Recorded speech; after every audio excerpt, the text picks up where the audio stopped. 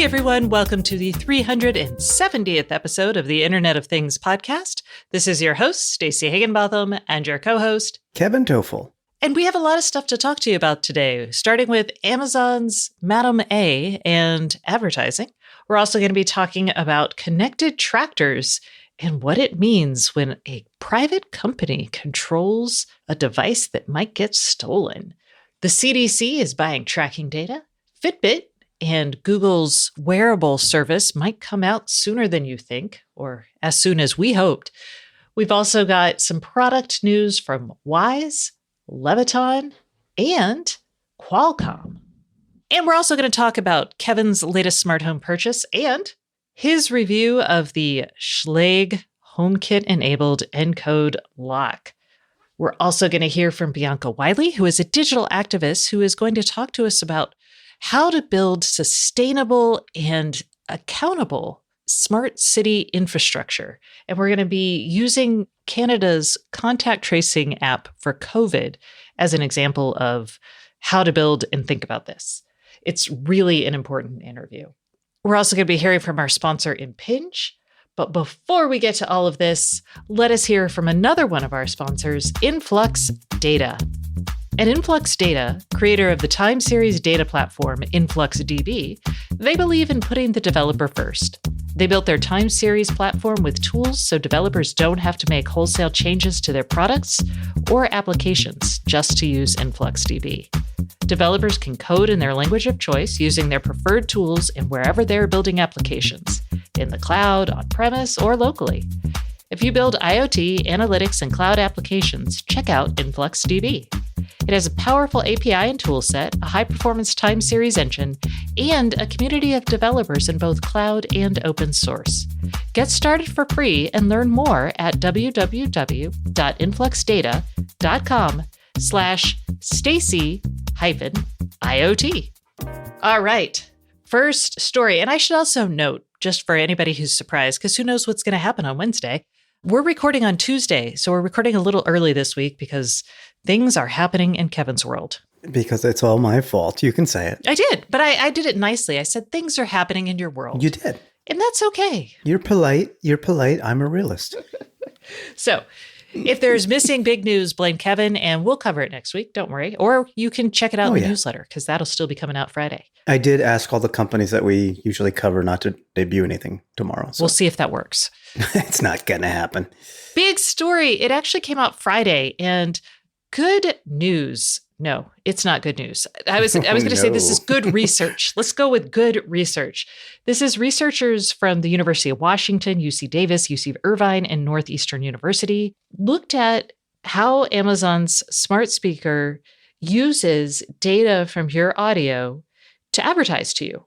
And it's not just Amazon advertising to you. It's actually Amazon selling ads to people who sell on its platform. So there's a lot to unpack here, but I think this is really important research about privacy, maybe about consent. Let's talk about it, Kevin. Yeah, we should be clear that Amazon has refuted the findings of this report, saying that they believe it's flawed. Well, they've refuted some of the filings, and I think this is really important. There are two things to know here. One, Amazon is using targeted ads on the smart speakers based on what you ask for. So you might get Amazon pointing out, by the way, you could order this because you've put this on your shopping list, right? So that's one thing. And Amazon has confirmed that, yes, they do that. And they provide you with a way to opt out for it. But the people behind this report also say that Amazon takes your voice utterances and uses that information to create demographic profiles and sells that to companies that are trying to buy ads on the Amazon shopping site. And they're also, your third-party skills can collect your personal information, but we are aware of that already. Right. So they don't have any real hard data like tracking the actual information that's being collected and being sold, so to speak. What they did is they kind of created a test.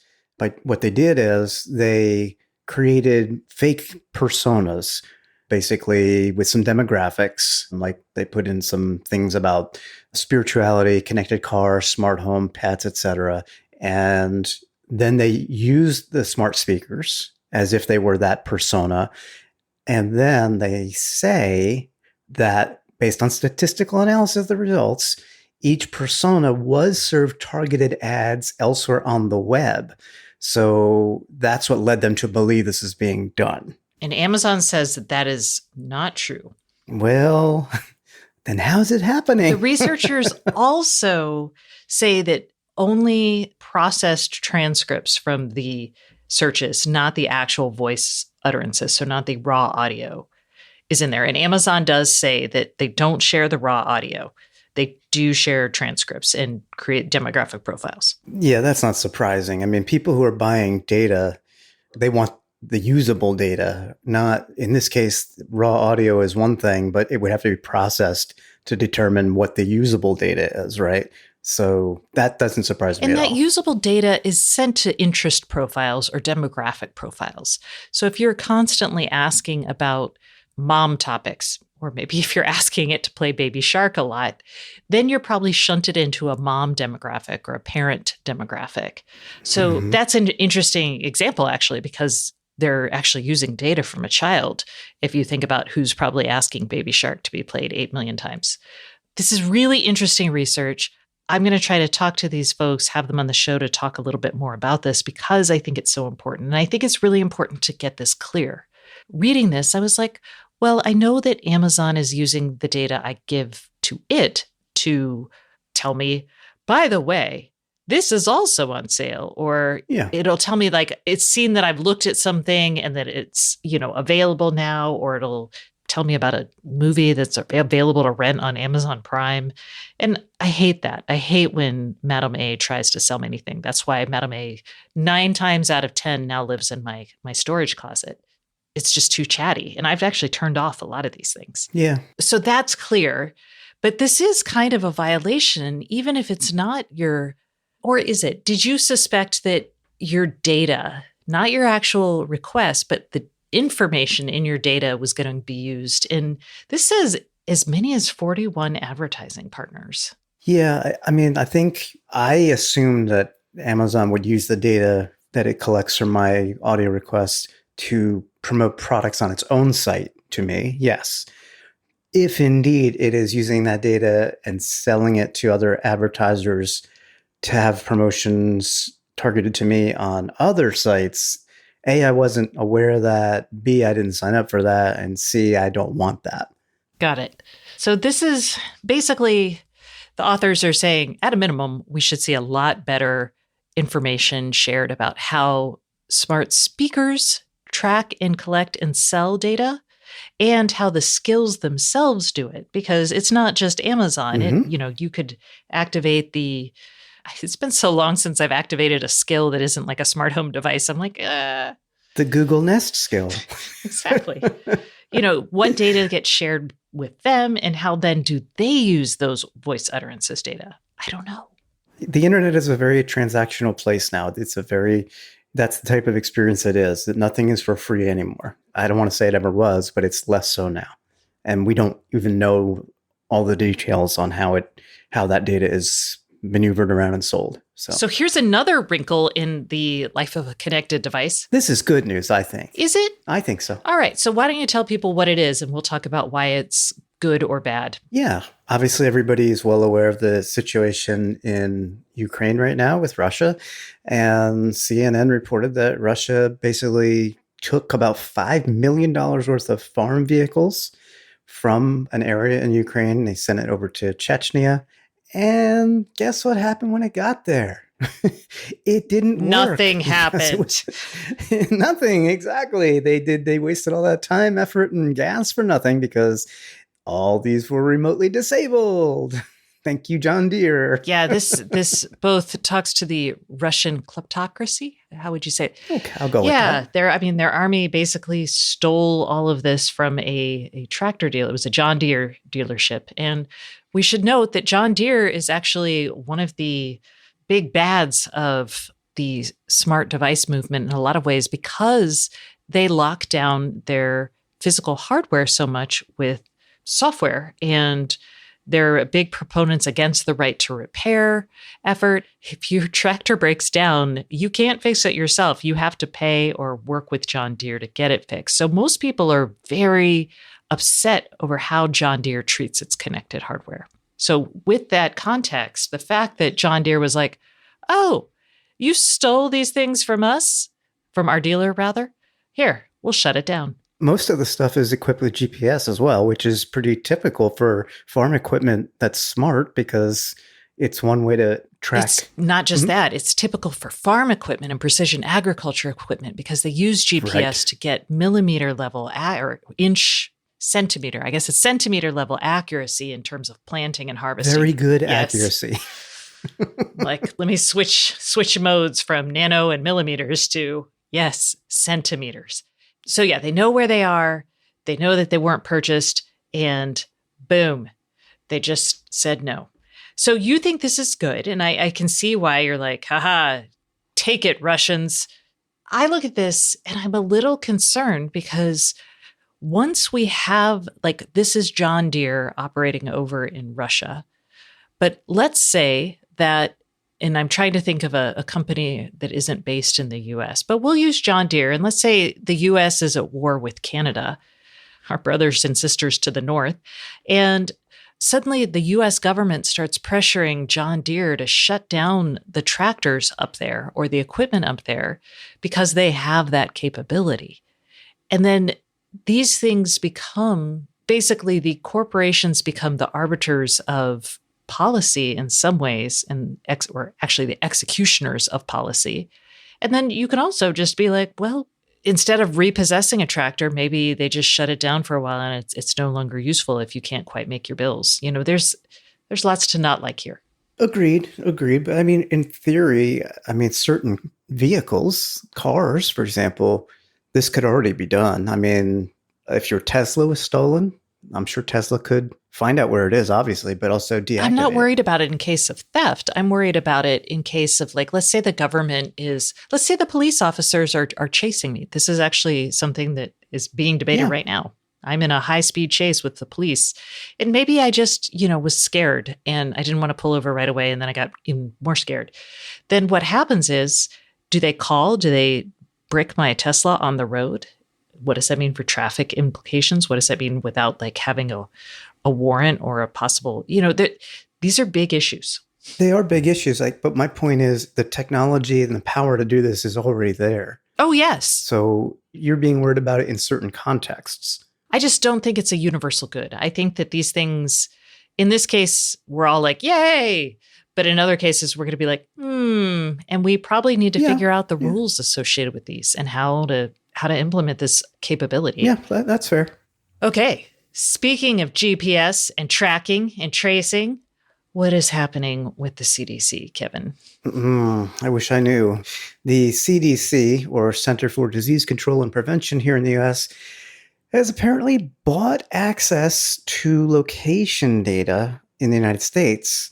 And not just a few phones, but tens of millions of phones, according to Vice, which put out a report this week. And the point of this was for the CDC to analyze if people are complying with the COVID curfews, lockdowns, and so on. They specifically, and this is kind of bothersome to me, they specifically monitored the effectiveness of policy in the Navajo Nation. Why they targeted that particular group, I don't know, but I don't like it. But the bigger issue here is, like, why are they doing this? And people didn't know, obviously, because this is kind of like a bombshell report. But apparently they paid $420,000 to 1 year of data. Yeah, and that's cheap. I mean, they use this to track patterns for people visiting K through 12 schools. They examining mobility patterns and the rise in COVID-19 cases. And in some ways, this gets into a debate. This data may be anonymized, but the argument is location data can never be anonymized because you always go home or to work.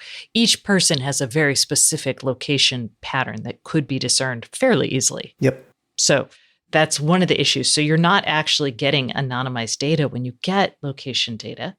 And then there's the issue of they were looking to review how effective public policy was. Like, how were their rules? How are people following them?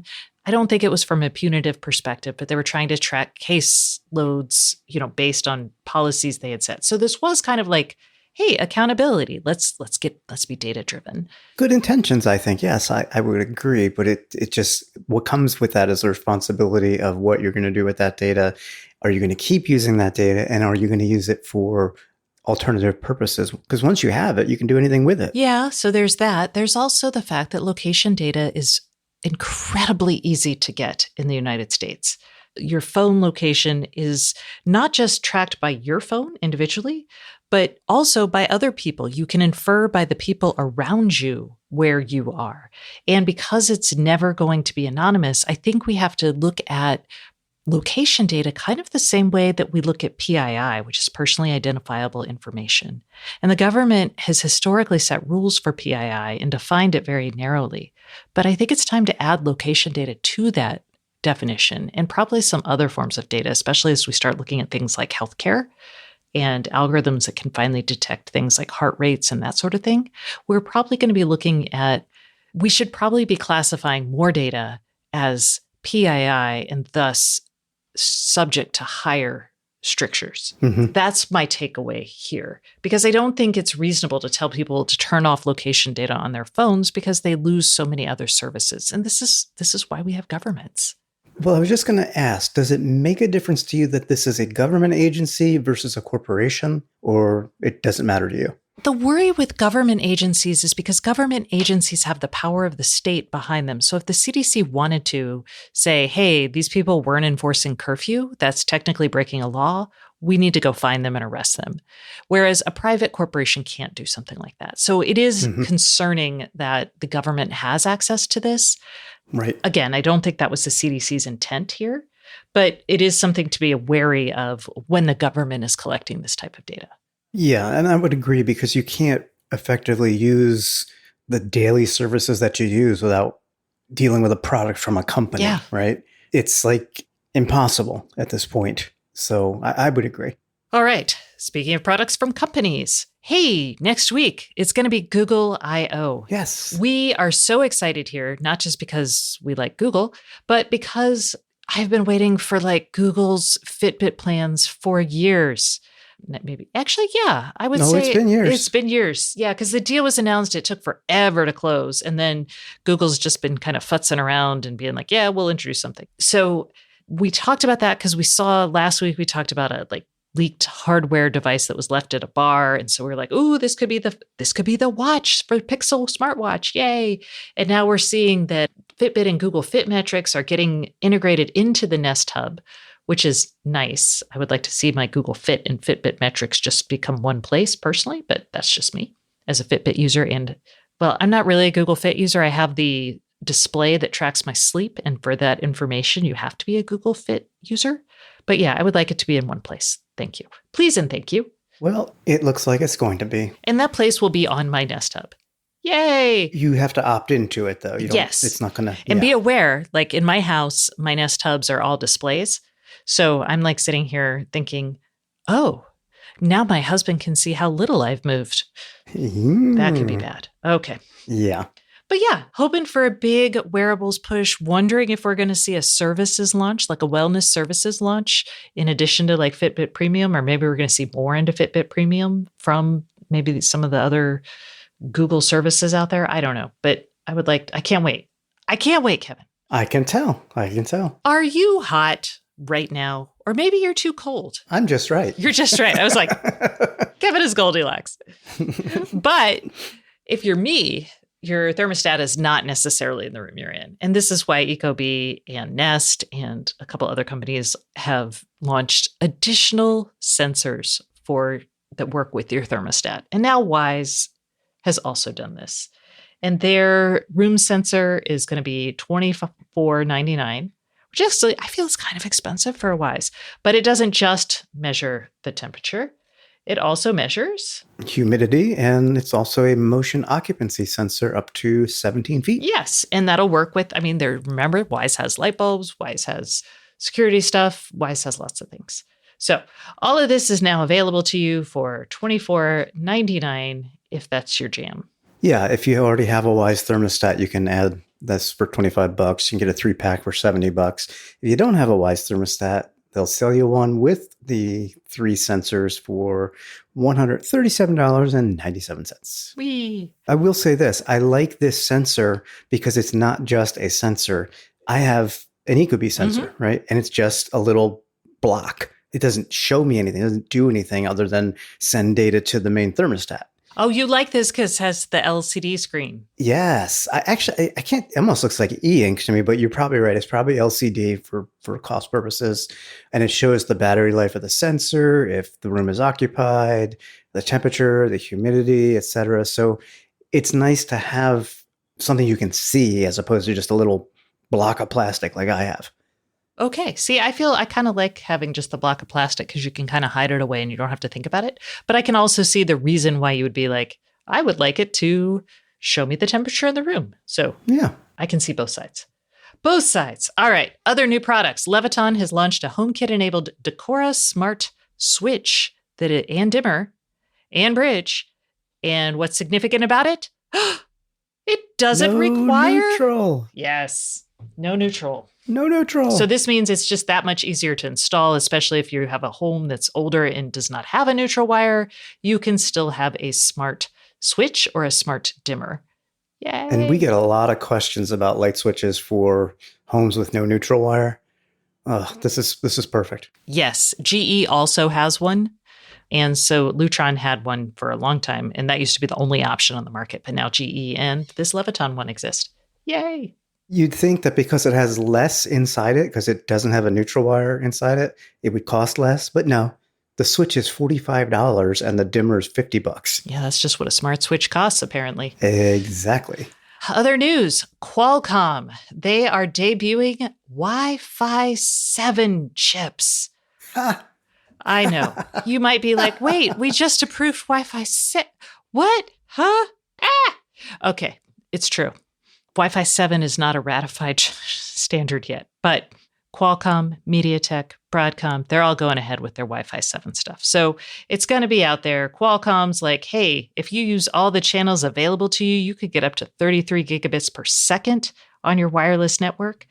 Peak throughputs. Who has a fast enough internet connection to actually use that? Well, so this is interesting because I was talking with the people at Qualcomm and I was like, hey, are we at a stage or what use cases do we have today that require that sort of in-home connectivity? What did they say? We don't yet, but things like VR. Yeah, I know. They're building for things like VR or maybe kind of point-to-point gaming inside the home. So you could have, instead of relying on your internet, you would have just data flowing from device to device in the home, which if you think about something like having a set-top box or something like that, streaming content to a VR platform, that might make sense. Yeah. Yes, it does. It makes sense. Listen, I'll never shy away from more wireless speeds. Never. However, for a 4K streaming video in the house, wireless, it's about 25 megabits per second. Mm-hmm. So like not even 1/100th of what they're saying they can offer. Yeah. Again, I'm all for faster speeds, but... Well, here's the deal. To get that much capacity, you're going to have the widest channels possible. That's going to be only in the US because not all countries support all of those channels that these chips are going to make use of. And you're going to have to use Wi-Fi in the 6 gigahertz band. And you're going to have both devices and routers that have enough have enough power to support the RF that you're going to need, all of the antennas that you're going to need. So they're going to need to be larger devices that have sufficient power. So we're talking about things that are plugged in, things that are larger, that are going to be able to have this capability. Your phones, your IoT devices, man, they're still going to be on Wi-Fi 5. I don't care what people are saying. Well, they're starting with Wi-Fi 6 now. I mean, it's the transition is in place as of now. Yeah. But it's going to take a while just to make that transition. I mean, by a while, I mean probably 2-3 years. Yeah. It feels too early for this. It feels like we're in danger of confusing the consumer markets. We wouldn't want to do that. Who am I? I'm just a random blogger / podcaster. So nobody listen to me. Don't worry. If you're upgrading your router, stick with Wi-Fi 6 or Wi-Fi 6E because that'll future-proof you for a while. Don't even think about 7. Just don't. Nope. It's not there yet. And if you're on Wi-Fi 5 and you're not experiencing issues right now and you don't want to spend money on this, you don't have to. Nope. Okay. So that's that. Kevin. Speaking of spending money. Yes. What did you spend money on this week? Actually, I made a modest purchase because I don't make a lot of purchases these days. Back in the old days, I would spend literally about $10,000 a year on new tech. These days, not so much. I don't Not pay even him close. enough. When it has nothing to do with it. It has nothing to do with income. It has to do with what do I need and what do I get value out of. And lately, I have not been getting value out of my sync bulbs. Why? Because they are out of sync, ironically. These are the the old C by GE bulbs that Yeah, these are the old ones. And GE Lighting bought Savant and they have re-upped everything. These are the old Bluetooth bulbs. Yeah. And honestly, I mean, they have worked really well for a while. But I think what's happened, we've had a couple of power outages, and that's when I started to notice they're just out of sync. The state of being on and off is not accurate, either in the app or in the room. Like we tell Google, or we use the Google Home app or even the SendGlide app to shut down all the lights, and one will shut and one will stay on. And then when I flip the toggle switch, okay, it goes off, toggle switch goes to off, but then it goes back to on, even though the lights are out. And I'm like, no, you're all out of whack. And I've just gotten tired of it. Actually, I'm fine with it because I don't really sit in that room that these bulbs are in. My wife and daughter are fed up with it. So what did I buy? What did you buy? Yeah, you're going to be happy. I got a 4-pack of the 1100 lumen white ambiance Philips Hue bulbs for $80 on sale at Costco because they're having like a Philips Hue sale for the next couple weeks. So for $20 a bulb, I get 2 bulbs to replace there, and then I've got 2 extra bulbs to use somewhere else later. I figured it was a good deal, so that's what I'm waiting on right now. Nice. And you have a Hue hub, so yay. Yep. And just so y'all know, if you have a Costco membership, apparently these are on sale for the next couple weeks, yeah? Yeah, they've got different discounts, 10, 15% on bunches of Hue stuff. And you don't have to go to the warehouse. I mean, I used to go there like on a weekly basis just for fun. I don't go anymore because you can't go walk in and walk out without spending less than $100. I just order them online. That's like me and Target. Okay. And you also had a device this week to test. Tell us about it. I really like it, but it won't surprise you when I tell you what it is. It is the new Schlage Encode Plus Wi-Fi Smart Lock. It works with HomeKit. It works with Google. It works with Amazon. I am using it with HomeKit, and the main big draw on this particular model is that it enables Apple's HomeKey support. So that means anyone in my family can use their Apple Watch or their iPhone to unlock the door using the NFC chip. So this is one of the first locks to have HomeKey. The lock doesn't look very different than the current Schlage Wi-Fi lock. It's got a nice numeric keypad, so you can always punch in your numbers to get in, which is what we generally do. Up till now, we've had very good luck with the Nest by Yale lock because of the number pad, because you can unlock it by voice. You can also use your phone, with the app to unlock it. And this does all that as well. But again, that home key support is really the differentiator here. It took me all of less than 10 minutes to swap out the Nest by Yale and put in the Schlage. Very easy. I did have a hiccup setting it up, and I thought it was just a problem with the lock and the setup process. The problem turned out to be me. I had to go back and think about what I did. You actually have to have a Schlage account specifically for this particular lock in order to then use it with one of the voice assistants. So it wasn't the typical HomeKit setup. And I kind of went in circles for at least 20 minutes until I realized that.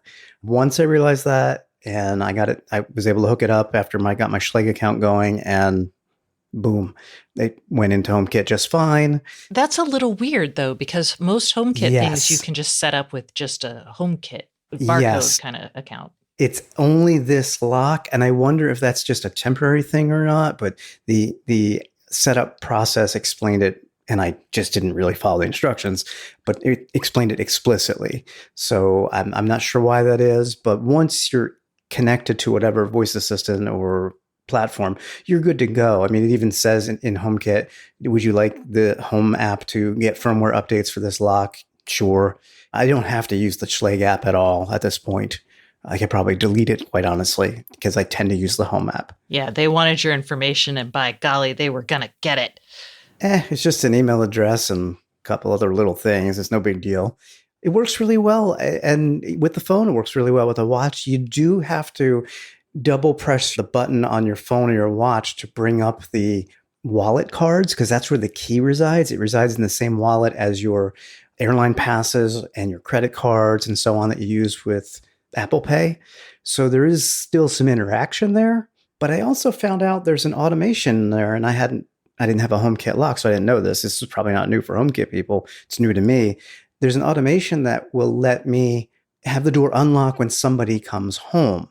And I was thinking, oh, that's cool, but I don't know that I want it to automatically unlock when somebody's in the geographical area of the house, because maybe they get attacked, and then because they're close to home, the door's unlocked and the person can get in the house. It doesn't happen automatically. It actually pops up a notification on your watch or your phone that says, do you want to run the automation to unlock your front door? And you tap yes. So I found that out going to get the mail the other day, and I came back across the street to the house and I was prompted. I'm like, oh, great. It doesn't automatically do it. I know it sounds less convenient, but from a security factor, I really like that. So yeah, it's not hands-free, but it's more secure, which is like, I'll go with more secure. In a lock, that's probably the right call. Yeah. I mean, if I wanted to, I could just raise my wrist and say, open the front door to the digital assistant. And that's essentially hands-free. So I can still do that. But it wouldn't ask you for a code for unlocking your door? I have it set up in express mode, so it does not ask for a code or Face ID verification or anything like that. So if y'all want to rob Kevin's house, now we know how. You just got to find me. Okay, I'll get on that. Anyway, so it's $299.99 for this lock. It's not the cheapest one out there by any means. But if you're HomeKit, for sure, that home key thing is just awesome. I love it. Agreed. Okay, not that I'm HomeKit. Okay, now it is time for the segment of the show where we answer questions from you, our audience. That's right. It's time for the Internet of Things podcast hotline.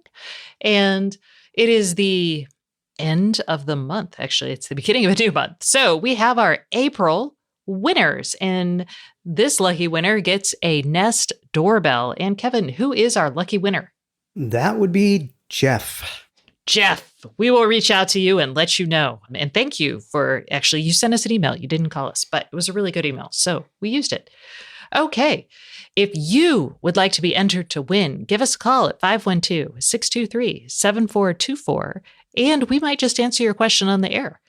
And you'll be entered to win. And for May, because May, actually this weekend is Mother's Day weekend. Everybody call your moms, write a card, do whatever. I am going to give away my mom's favorite device that I've ever given her. Wait, you gave it to her and you're going to give it away? Well, not hers. Mom, I need that present back. I would never do that to her. It's the Ember coffee mug. And this is you really don't have to connect it to the app, but my mom, who hates all connected things, actually loves this and connected to the app because she finds it fun. It's a coffee mug that will keep your coffee warm. Literally. That's what it does. Or your tea.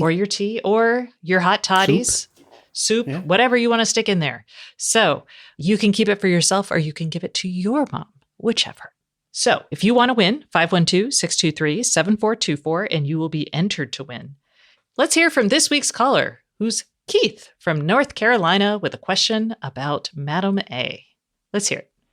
Yes, hi, Stacey and Kevin. This is Keith Allred calling from North Carolina.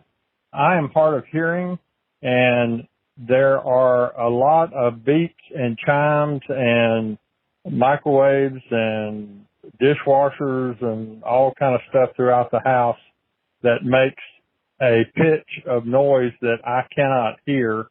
And so I was wondering, since Alexa can determine if your CO2 is going off or if your fire alarm is going off, is there any way to train any of the smart home products to where if a sound goes off that you can train it to that sound so that it will notify you like it will for if the fire alarm goes off. I do have interconnected Nest fire alarms that work really well, but I'm looking for a product that can learn a certain beep and notify my phone that something has completed or is going off.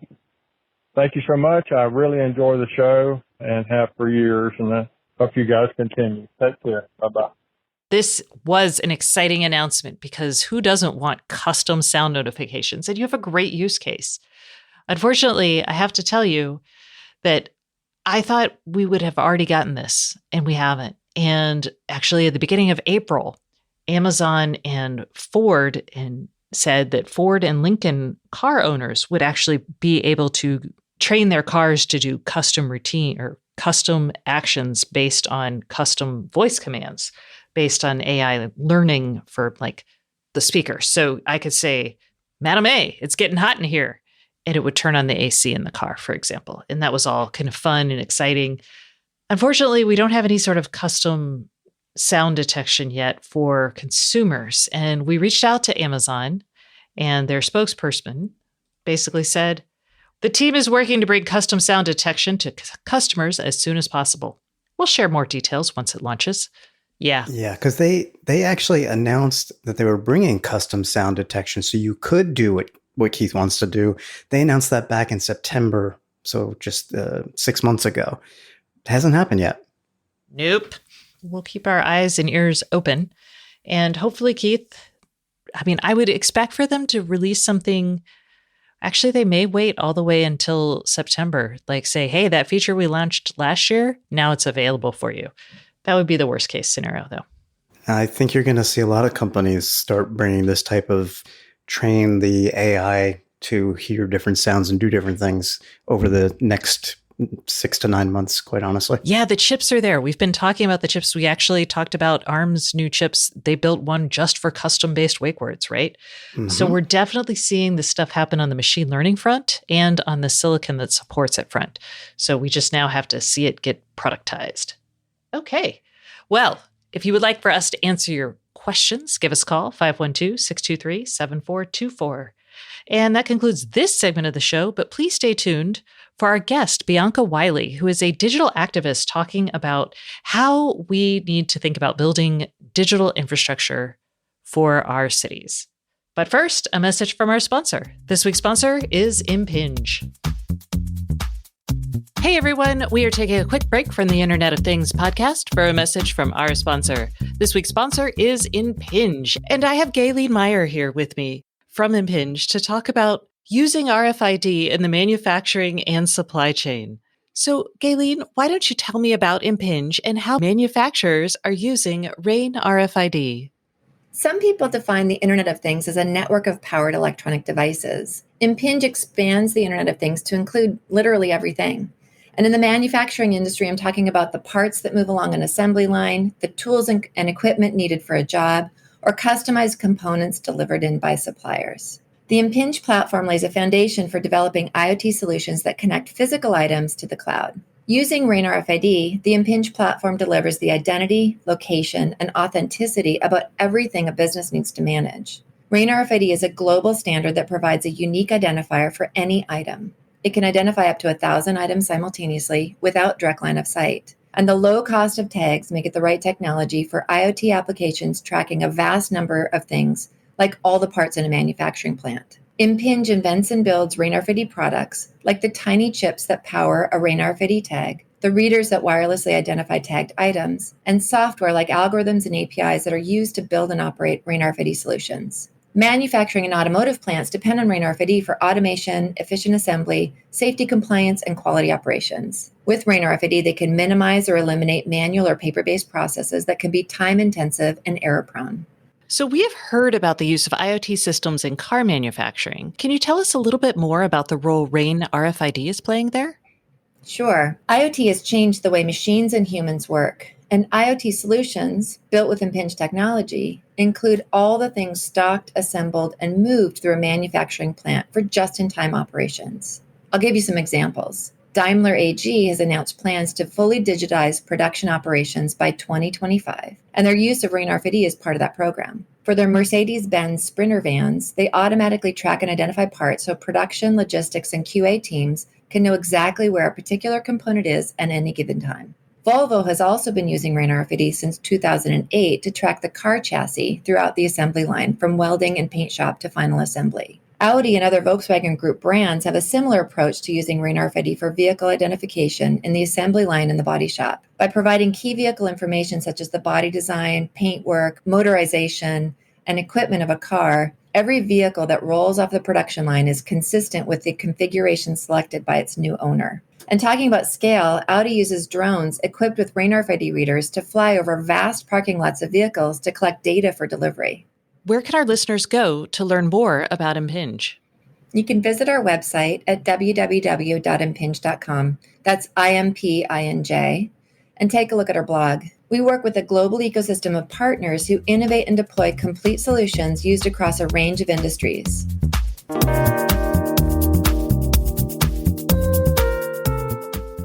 Hey everyone, welcome back to the Internet of Things podcast. This is your host, Stacey Higginbotham, and today's guest is Bianca Wiley, who is a co-founder at Digital Public, which is a public interest firm based on digital governance. And we'll unpack what that means. But first off, you have done so much work on digital governance. We first talked, I believe, related to smart cities and the Alphabet's sidewalk efforts in Toronto. And I love talking to you and reading about what you're doing because you're thinking about how we can apply technology for the public good. So with that in mind, I wanted to talk to you about the COVID-19 exposure apps. And you have a very strong opinion. Would you like to share that? Certainly. Well, the apps, I'm in Canada, I'm joining you from Toronto, and the apps that we had for COVID launched in July 2020. And my opinion is that they need to be shut down because they're broken and they were not effective. And they continue to exist despite these things. And we'll get into that. But I also think there's a secondary issue that actually for me might be the primary issue, which is the governments actually, when they launched these, they said that they would be sunsetted. And there's kind of an ongoing maintenance issue. Do you want to talk about that for a bit? When the governments launched these apps, they said they would shut them down at some point. But what was never established was what the trigger would be for that shutdown. That is an important point to sort of pull out and say, for any kind of a public app or public health infrastructure or general public digital infrastructure, we need to have policy in place before it's launched or before things like this are started, because otherwise you just don't have that accountability mechanism to go back to. I mean, what we've got in Canada is it would be shut down. Okay, probably could have been shut down a long time ago, but I'm still trying to figure out who exactly would be pulling the plug. Okay, yeah, and we'll dig into that. But here in the US, we also have similar programs. I know that I downloaded the Washington State app and did receive one or two exposure notifications over it. But I remember back in the beginning when these were launching, we were all very concerned about using the Bluetooth tracking to track people as they go around their day. And people were like, I'm comfortable helping with public health, but I'm not really comfortable with keeping it forever. So I think there is an important accountability side to this, which is like, hey, we're only using it for public health. Are you worried that the tendency here is to overreach? Well, I think, and this builds on your earlier point of wanting to use technology for the public good. What I think happens here is, and what I'm concerned about, is not having efficacy conversations. So I know that what a lot of people are comfortable talking about or maybe think about right away when you hear this kind of an app and how it works is privacy, and that's valid. And there was a lot of work put into the performance and the explanation of privacy. But when that takes over the conversation, what nobody seems to be asking is, does this even work? So if something's privacy preserving, but it doesn't work, I think that should stop it before it goes. And so we're kind of at this point where if the privacy requirement is met, that's all that matters. And that's a very bad situation to be in for the future, because what we need is stuff that works. Privacy is a consideration for sure, but we need to make sure that we've got efficacy. That's true. So, your number one reason for why this should be shut down is that it doesn't work. So, can you talk to us about why you don't think these are working? Yeah. So before this app and many launched, I mean, before the pandemic, it was known that you would need a very high percentage of people to uptake use of the app, right? So that was sort of what didn't work round one, is that you needed, and I'm not sure the exact percentage, but we're talking like a high percentage of people would have needed to have this app uploaded in order for it to work. That bar didn't get met. Okay. And that was expected, because no matter how much outreach or public communications you do, this is not something that anyone, I think, should expect you get mass uptake. So that's one issue. But the one that became apparent to me is that the core function of the app in Canada broke because our apps required that you had a PCR test. And what happened earlier this year was that capacity for PCR testing in the public labs wasn't there. And so you couldn't upload, if you had a positive diagnosis, you couldn't upload it to the app because you couldn't get the testing. And I think that's an interesting kind of brokenness, because the problem sits in the workflow of this app. That sits with public health and lab capacity. That's not like a technical break. That's a quality of and level of service provision from a testing capacity problem.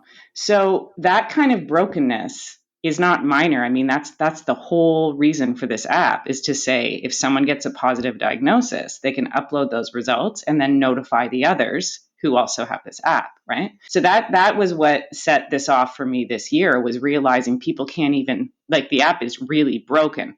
Now, the only other thing I want to say about this is that from a science perspective and a transmission perspective, these things have evolved. I mean, the idea that these were designed before there was more understanding of the transmission, of the airborne nature, before people were vaccinated, it just really throws the whole equation way off, what it was when the app was launched. And I think there's also conversations, I can't have them in any level of detail, but I know that there were weaknesses and concerns about Bluetooth and its efficacy from the launch as well. So we really have a pretty big pack of problems that should have been apparent before this was launched, at least enough so to have had a plan for them. This is a public health app that is actually managed by, is it a government service that manages it, or is it a government appointed council that oversees it? Yeah, so Health Canada is the business owner of the app. So they have the accountability for this app. So when I said earlier, who's going to pull the plug, it would be Health Canada should be pulling the plug. However, when the app was launched, there was also an advisory council that was set up to provide public oversight. And part of their remit was supposed to be to talk about sunsetting the app. We've also got a federal and a set of privacy commissioners at the provincial level who made the same recommendation upon launch. If this is not effective, it should be shut down. So we effectively have at least two, we've got more than two. We've got the privacy commissioners and we've got this advisory council. Both of these were supposed to be holding Health Canada accountable to shut the app down. Neither of them have done it, and the advisory council has disappeared. It doesn't exist anymore. Oh, okay. So we've got brokenness on a bunch of different levels. We've got the app being broken. We've got the oversight of the app. It feels like it has been kind of left out there to linger. When the app was developed and put out there, they talked about sunsetting it. Did they have any real rules around, like, at what threshold it makes sense to start sunsetting it? No, and that's exactly what was missing. I mean, that was so apparently a problem when it was launched, and the privacy conversation just overtook those concerns. And there's another pack of stakeholders that are worth mentioning here that are from the tech industry. Google and Apple set up this protocol, this exposure notification protocol. And that was the protocol that was used in the design of this app and others. There's other countries who use this protocol. And part of what's important to raise about that is that you had Google and Apple setting the parameters for data collection in a public health crisis. And there was some friction there because I think governments might not have designed it the same way that Google and Apple did. But what they did was they sort of weaponized privacy to say, you can trust us and we'll design this so it's privacy preserving. And they told the countries that they could only have one instance of this app going because that would help increase uptake. So I want to call out, firstly, we've got Google and Apple inserting themselves. And there's an intermediary thing happening here where because of the App Store, because they're the ones that create the tie to, between the phones and the government, they hold power. And then what happened in Canada, there's a firm called Shopify. They're in Ottawa. They do a significant amount of business. They're like one of the largest Canadian tech companies. Their volunteers are the ones that wrote something called COVID Shield. So they volunteered and wrote the app and then gave it over to the federal government to steward. So we've got multiple players from the technology industry that really are the source of where this idea came from. And I think that's important to note as well, because we're talking about the governmental accountability, but then we've also got actors with different incentives that influence the reason for this app to even exist. That is a good point. Let's say this just lingers out there forever. Why is that so bad? This is bad for the future of public technology. It's bad because it's not working. And to be someone who is trusted as a steward of technology, if the government wants to be, a known entity for, producing, providing, and supporting technology, they can't have this history of implementations that look like this COVID alert app. So I think that loss of trust in what it means for the government to do technology well, that's significant. And I understand it's hard for governments when they've done a high profile launch to walk it back and say, okay, you know what? This is what we learned. It's not working. Now we're going to do the right thing and shut it down and walk people through it. That's what they should do, I believe, in order for them to be trusted in future. The way this is going now is it's broken and they're just kind of hoping it'll fade away. When that comes to roost is the next time they want to do something, right? All right. So then the obvious question for me, because I'm an IoT optimist, I actually believe there's roles for this sort of technology intervention in our cities. I think about things like sensors and roadways for detecting accidents. I think about being able to monitor your water quality or sewer overflows. Like all of those things feel really important to me. There's the potential for good. So if I believe that, what can we learn from this COVID app, or what should we take away from this for government tech deployments? So the number one thing we should learn is that we need good policy to be created that will not only help us know when we would shut something down, but also to know when we would adapt it or when maintenance is required. I mean, how do we manage this asset through its full life cycle, which may include shutting it down, or it may include adapting it or evolving it significantly? I think that road of what do we do if it needs to change is really important because I struggle with that one.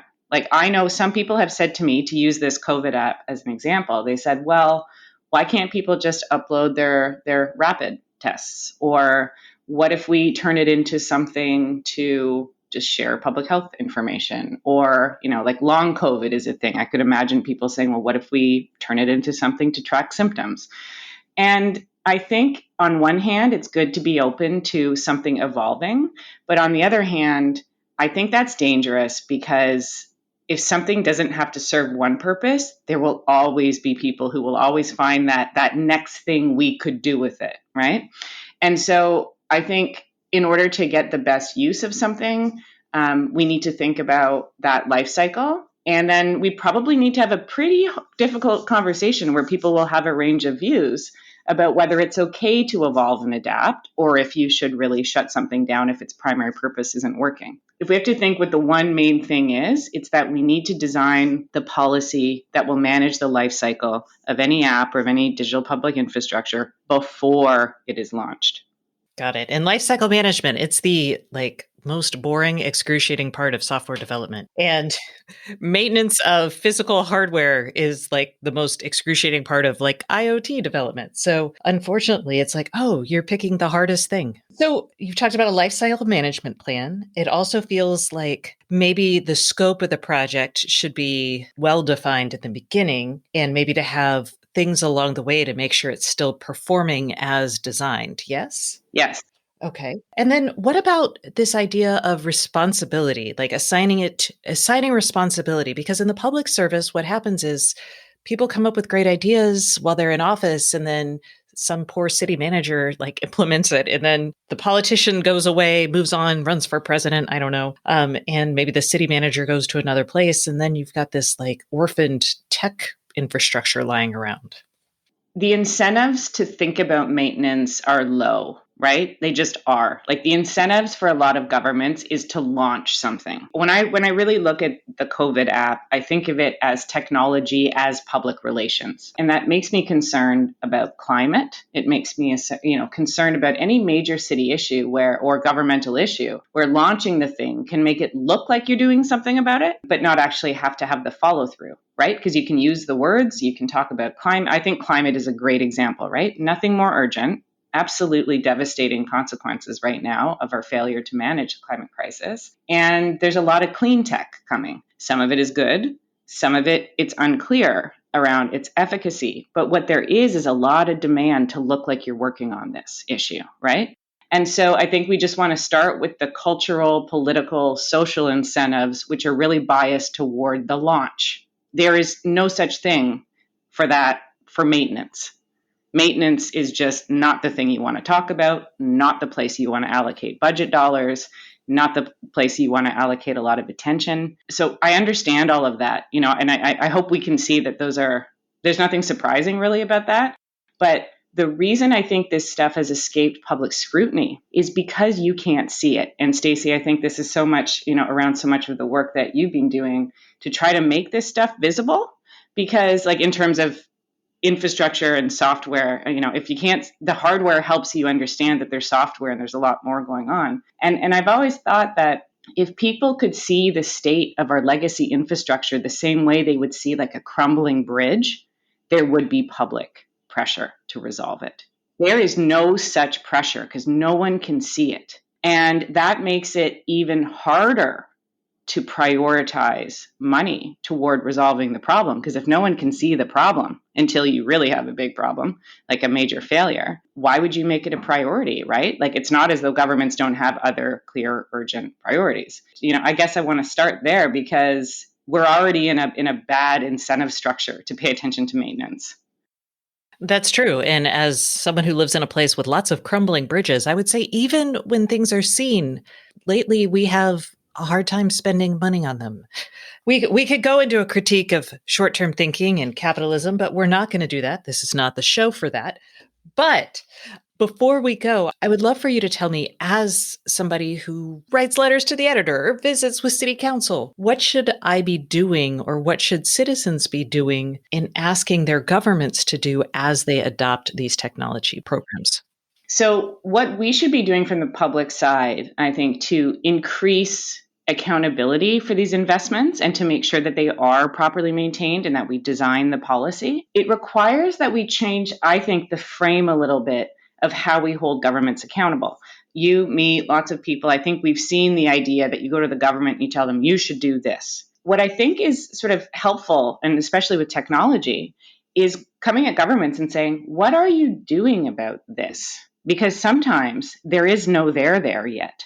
With this app, with the COVID Alert app, what I've been reviewing so far, I haven't found any policy. This was allowed to launch, even though people talked about effectiveness, without a policy. And so I think we need to bring the pressure forward just to say, okay, if you want to, if we all want to get involved in this area of developing public interest technology, we need to all come together to say, how are we going to hold the governments accountable for it? What are our commitments to participate in that? And how do we help sort of set those parameters? And what that's going to require is that sometimes the answer before a launch is that you don't launch, right? And I think like that's where with so many issues in democracy, We need to engage with government earlier than we do. And so I think that's some of the longer work we have to do, is just thinking about how do we use older accountability mechanisms. We've got people who are ombuds people. We've got people who do audits. We've got people who are supposed to be watching the government, even within the government. And so I think rather than what happens a lot with technology is you keep doing new. And I think what we need to ask ourselves is, what are our pre-existing accountability mechanisms that we use for things, unfortunately, to your example, for the crumbling bridge, or the professionals involved in the creation of these things where they have duties and obligations to the public? You can't just make stuff and just, okay, well, it doesn't matter if it works or not. If we don't all come together to do this, we're going to lose the potential upside, because it's clear that this muscle hasn't been developed yet. This is still early, and it's going to take some time yet to get that sorted. But I think that's kind of the general direction. What are the policies? How do we do the maintenance? How do we make decisions about them, about any technologies? And also, other suggestion, that we have more shared governance of them, that we bring more of the public into the tables where we can sit around, much like, standards bodies, where we get together and we participate in the governance, so that it's not all one-sided, so that the public has sort of a persistent voice in the matter. And I think a good place to end here is, like,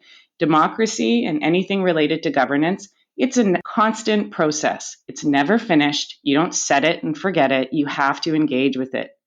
Oh, that is depressing, but also probably the right thing to do.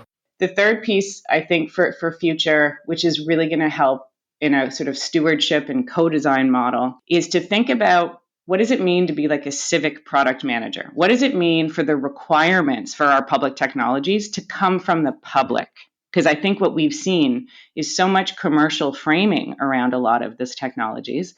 And I think what we need to do is shift the market so that cities and governments say to companies and they say to the industry, hey, this is how we've all said we'd like this to work.